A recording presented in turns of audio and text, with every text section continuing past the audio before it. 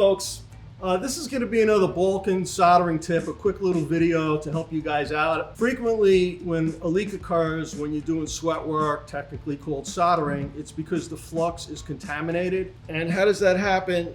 That happens because the user, meaning you, if you're doing soldering work, takes the same brush, sticks it in the same tub, applies it, sticks it in the same tub, and you get grit, you get dirt on your brush. It goes into your main reservoir of flux. If you apply a little bit of grit, a little bit of dirt in any way onto the pipe that you're going to solder, it will leak. And you're also contaminating a perfectly good tub of flux that you will have to throw out. So how are you going to solve that? You're going to solve that the same way a painter paints. A painter doesn't stick their brush in every single color of paint. They have a palette.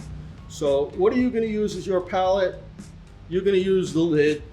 When you unscrew the lid, here's your palette.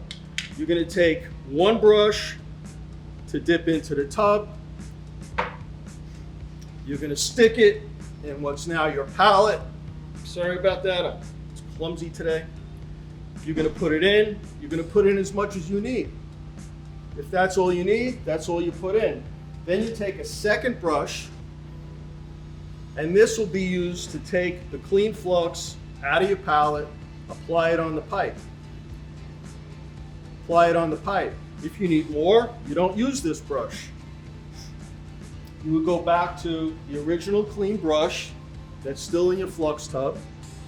Now you know you have perfectly clean flux. That will never be the cause of a leak. And when you're done, no, you don't put what was in here back in the tub, just throw it out. And that will avoid the cause of leaks when you solder on numerous occasions. I hope that helped you out there. Thank you.